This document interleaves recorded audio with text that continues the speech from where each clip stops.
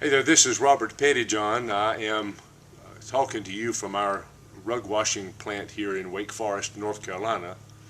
And yes, we are real rug washers. I are a rug washer. And we have a real shop and with real rugs in there. My friend Keith Beardsley says before you clean something, you've got to ask 3 questions.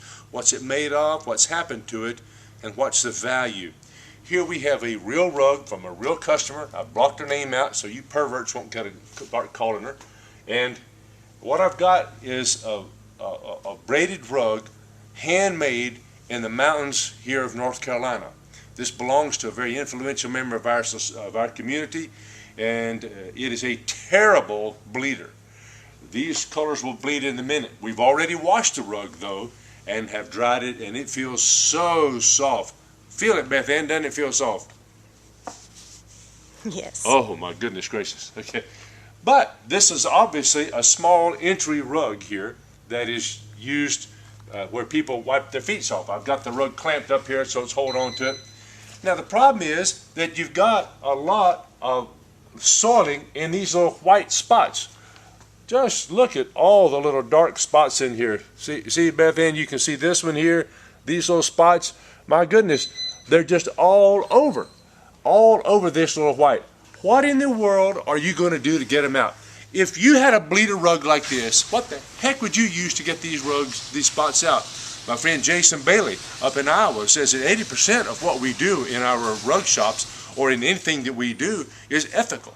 It's moral decisions we've got to make. Are you going to let this rug go back to your precious customer? I'm not going to let it go back to my precious customer, so what am I going to do to get it out? Am I going to set up my truck and get the wet water out here and get these things have a chance of this thing to bleeding? Am I going to get it back in the wash tub and have another chance for this thing to bleeding? Oh no, these are solvent-based soils. This is tracked-in soil. I should be able to blast them away in just a second, and I will with a product called Strike 3 from Pettyjohn's Solutions. Watch this. Let's try this real bad one up here.